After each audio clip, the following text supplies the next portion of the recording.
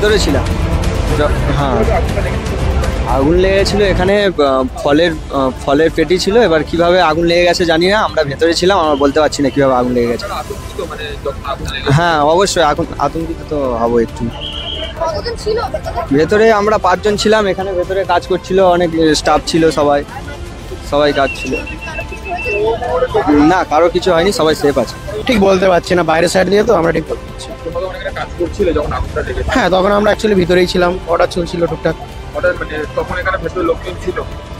ঠিক খুব 1-2টো টেবিল ছিল, বেশি ছিল না, সেরকম খালিই ছিল। আগুন ওইভাবে সময় বলা যাবে না। আমরা 10 মিনিটের মধ্যে আগুনটা আয়ত্তে আনতে পেরেছি, এটুকু বলা যায়।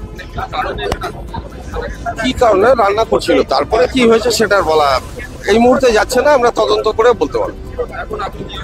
পুরো আগুন যখন লেগেছিল তখন আমি প্ল্যাটফর্মে টিকিট কেটে আর নামছিলাম, দেখে এখানে ছোট্ট ঝুপড়ি থেকে ওই প্লাস্টিকগুলো ছিল, ওখান থেকেই আগুন লেগে গেছে।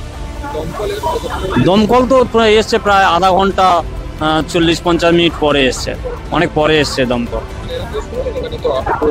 না, আহত হয়নি, কেউ আহত হয়নি, কেউ হতাহত হয়নি, তবে আগুনটা লেগেছে খুব জোরালো ভাবে আগুনটা লেগে গেছে এখানে।